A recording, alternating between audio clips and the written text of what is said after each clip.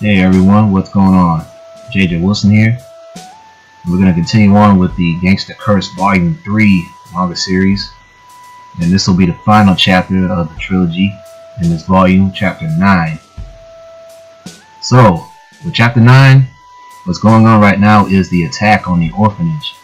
If you remember with the 8th review that I did, Chapter 8, if anyone read, we left off at the Monroe estate, and they were they were interrogating the guy named Rick.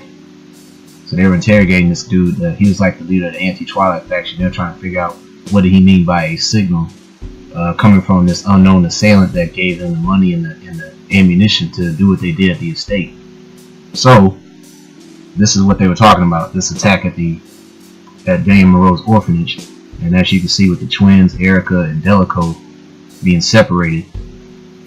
And so that was a pretty bad time, like really sad time for all those kids getting killed or captured. The ones with potential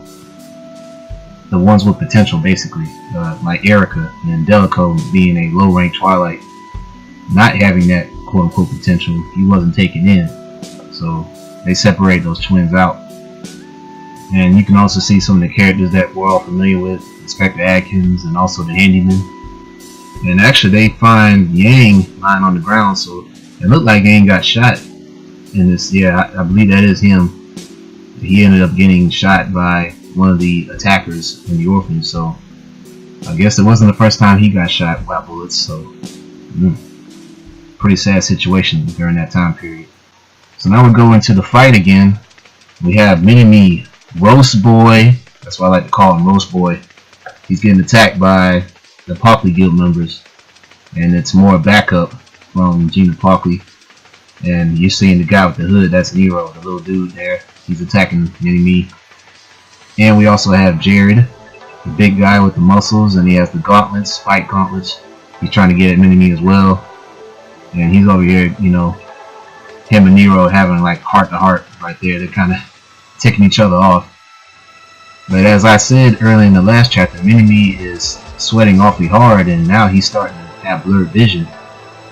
And later in this chapter, we're going to find out why. And there we see Arnold. He's also coming after Minimi. And Minimi almost gets cut, but Maverick comes in finally and tries to help him out. But her sword gets blocked by Lien, the female Twilight with the group here. And then she states to Minimi that Abel is talking to her, and he knows the location of where Spies is, so that's where she's about to go. And that's what she's informing Minimi. And so as she's walking off, Minimi finally realizes what the situation is. Like, okay, I see what you're about to do. You're gonna find Spies.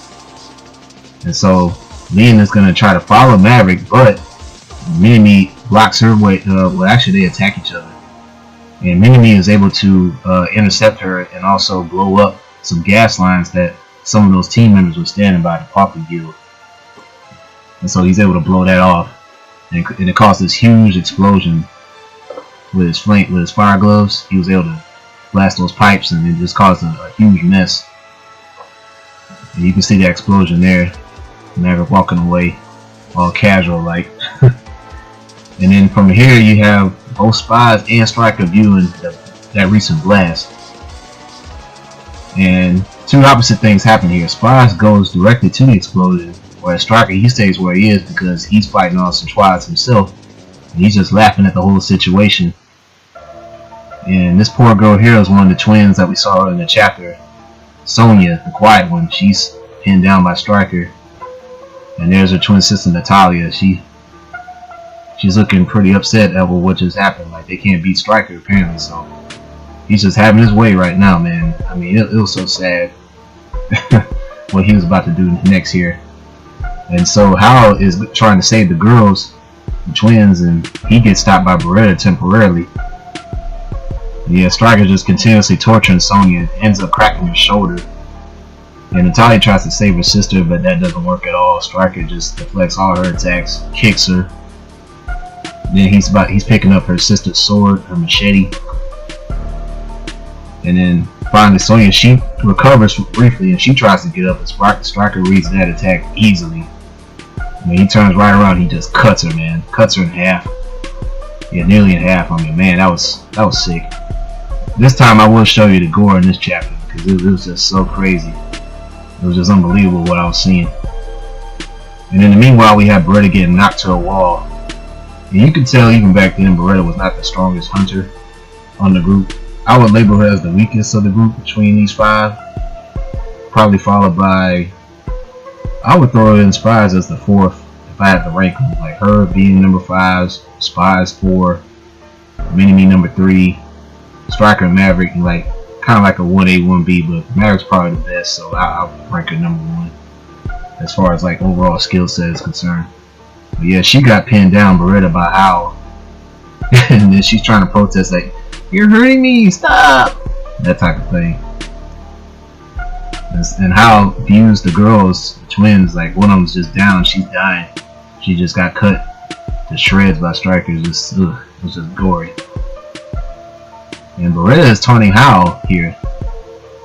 It's like, "Aw, you really care about those girls, don't you?" And interestingly enough, Howell he's got the silver drug hidden inside his suit. And these trials, I guess they hide these drugs, these supplements, so they can enhance their strength in case they get into a jam, like in this case right here. So he's about to inject himself before Striker comes in there and hits him with one of his tonfas, puts a hole in his body. I mean, man, Striker knows that he can come in and save Beretta at any given time, man. He saved her so many instances in this manga. I mean, how many times is that? It's been like maybe the 3rd or 4th time he saved her. It's crazy. But guess who else comes in here? Chow. This guy just cannot get enough pain and torture. He grabs Striker, as you can see there, throws him in a wall. And he's just laughing, man. He's loving every minute of his pain because he's a glutton for punishment. And so he's over here playing with Beretta over here, and he's just begging for her to hit her some more with that whip, man. He like I said, he loves him some torture. Man, it's crazy. But once again, Striker coming to save her ass, coming to save Beretta, finds this pipe, jumps high in the air, and ooh, this next scene is crazy. Absolutely crazy. Look at this. Striker shoves that pipe right down that dude's throat, and even went out of his spinal cord. That is crazy. And then Striker finally declares, "Each and every single one of you guys, you're all worthless piece of shit." And he's just yelling out into the sky. He's trying to get at Daniel Monroe. Like, "Where the hell are you hiding at, Daniel? Why are you trying to protect these good for nothing Twilights? These low lives." Man, it's crazy. And now we go back to the scene where we had the explosion, and Arnold's checking up on Leanne. And looks like she got burned up. As you can see, some of the blackness around the skin in there, everything. And like they got burnt pretty bad. And now Minimi is on the attack again. He's trying to fight Nero and Jared. And Nero's going at him pretty hard, and he almost gets cut. Actually, I take that back. He actually gets thrown by Jared. He's thrown high up in the air, and he can't really control himself. He's about to get cut by Nero here. And then guess who comes in? Like I said earlier, Spies. He's there to save Minimi's ass. He gets him from getting slashed in half by Nero. The next thing you know, these guys go inside an abandoned warehouse, and looks like they crash into the window there. And so Spies, for a brief moment here, is going to have a one-on-one with Minimi. And then we're going to cut back to the scene with Striker, and this time he's standing next to Howell, who he has subdued here. And Howell can't get up because he got wounded really bad. And he kneels down to him and he says something very interesting. And Striker tells Howell, "So you don't like the way I talk about him, don't you, Daniel Monroe? So let me help you out here a little bit. Let me tell you what he's really all about." And he whispers something in his ear. And as you can see, Howell's expression changes really quick, man. He's like in total shock. He's like, "Nope, there's no way that can be true." And then he ends with the words, "He's your." And so I'm trying to theorize what that is. So I'm looking at this right off the bat in two ways. Either Striker is actually the hunters are actually working on Monroe somehow, or Stryker has a past with Monroe to the point where it's almost like a familiar relationship. I don't know. I kind of looked around some websites. Some people say it might be father and son, or you know, like maybe like an adoption or some type. I'm not even sure, man. It's some far-fetched theories out there, but Stryker definitely has a past connection with Daniel Monroe. You know what I'm saying? And he actually knows Daniel Monroe's true nature. That's another thing that I deducted from that little conversation between him and Howell. So he already knows what Daniel Monroe's all about, really. But you could say for some reason he still has a disdain for Daniel Monroe. So it's going to be very interesting to see in the future when these two finally meet face to face, how they're going to react to each other. So I'm really looking forward to that when that time comes. And so he finally ends that message to Howell. See what answer the boss gives you. So yeah, as a fan, I really would like to know what that answer is. And so the next page we got like a little scene with the twins growing up, and Talia pretty much saves Sonya from getting killed by some Twilights. I don't know, actually they're not Twilights, they're humans. They're anti-Twilights, I guess. They're probably abusing them and whatnot. Yeah, Sonya's about to die here. The quiet one, she's pretty much drawing her last breaths, man. She's bleeding out of the mouth. And Natalia, you know, is trying to comfort her. But look who it is. It's old messy Beretta trying to screw things up for everybody. And she opens the phrase that Natalia was telling her in the last chapter. So whoever busts the most heads wins, is that right? But Stryker sees something, and he's noticing that the one of the twins, Natalia, they're about to self-detonate. You know, she's gonna kill herself along with her sister because she hates the idea of living another day without her sister. So she's like, screw it, I'm just gonna kill ourselves. Yeah, and Beretta tries to get away, and Stryker's trying to tell her to get out of there. But Chow is right there too. Chow survived that attack from Stryker from getting impaled, and he grabbed her ankle. And now Stryker once again has got to save Beretta. Like 3 times in one chapter, Stryker is saving Beretta's ass. What is going on? My goodness, she is very, yeah, Beretta is just being very negligent in this chapter, and she's really showing her inexperience in battle. You know, I have to say she really is. But as we all know, coming into the main series, like she's gotten a lot better. She's covering her tracks more, I'm sure. And so finally we got the explosion, the next explosion with the girls pretty much committing suicide, the twins. And of course, I'm sure Beretta and Stryker survived that explosion. They may have gotten hurt, but we know they're alive. Now we go back to the warehouse with Minimi and Spies is pleading to him to abandon the mission. Like, we need to stop this. We're doing this for no reason. We're killing Twilights. We're killing ordinary people. We're just killing anybody in sight, man. This is what I signed up for, and I know this is what you really want either. So let's stop this. But Minimi is not really trying to hear him, man. This guy's too locked in. Minimi's too focused. Rose Boy, he's on a mission.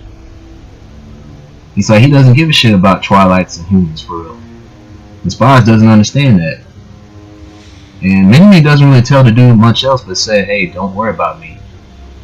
I can't afford to quit this. And then we see the little flashback with it once again with his mother, as I shown in one of my previous reviews, like probably volume 2. Minimi's past with his mom, you know, wanting money, and so this is why he signed up to be a hunter, so that he can gain money for his family, his mother, and I guess his little sibling as well. I don't know if that's a boy or girl, but that's what he wants to do. That's what Roast Boy is all about. And so he's warning Stryker, don't stop him. You better not get in my way, or I will burn your ass. That's what he's telling him. The Spies, he was very disappointed to hear that, man. He just pretty much like said, screw it, I'm out of here. But not before luring Nero, one of the Hawkley Guild members, to follow him. And so he's pretty much taunting the guy to come out his way. And Nero's like, okay, I'll bite. Let me go with you. And then we see here, once again, the poison is affecting Minimi. And then he finally realizes who did it. Because remember in volume, I think it was the 2nd volume, he got shot by Keith in the legs. But it turns out it wasn't just any ordinary bullets, it was also poison laced. So it hit his legs and now it's transferring through his body. Minimi realizes he is gonna die. He doesn't have a lot of time left. And basically the last scenes here we got of the Club Bastard. So a lot of the remaining orphanages, the remaining orphans from Daniel Monroe's orphanage, they're coming into the Club Bastard. And the handymen are there to escort them in along with Monroe's subordinates. And interestingly enough, Nick smells something and he's running off, and Warp follows him, and then they see bodies of 2 more of the guild members. Not the guild members, but the bodies of Monroe's team. So yeah, they know everything is all jacked up. And finally we got the last scenes here with Maverick walking, just strolling, continuing to talk to herself like the crazy person she is. And she's like, I wonder where that boy is. And she's just talking to Abel again. It's like, he could be anywhere. But I know we're going to meet soon enough. And as you can see here, the characters in the last chapter, Laszlo and Helen, are dead. Maverick came over there and killed them. So she chopped off their heads, and that was the end of chapter 9. So yeah, that's a lot. That was a lot of material to cover, even though it was only 3 chapters in. Yeah, this chapter was really gory, man. It was, whew, a lot of blood. I had to say, real smooth of Kosuke, and also her sub Arthur too. I can't really say her name. It starts with an S. This is S. I'll call it that. Yeah, I really enjoyed that. Those last 3 chapters. It's good progression with the story of the Gangsta Curse. So if anybody has any questions or suggestions about the manga, you know, feel free to let me know in this video. I don't really have that much to add. Other than the next volume doesn't come out now until like 2018 in May, so it's going to be a while before the next volume comes out. I'm hoping some chapters are actually translated in English so that I can review it before time, but we'll have to wait and see. I'm sure by that time there'll be way more chapters in, and the story might be done pretty soon. It's got to be coming to an end at some rate. Well, I've rambled long enough. Feel free to make any comments or suggestions for a review, and I'll check you all later.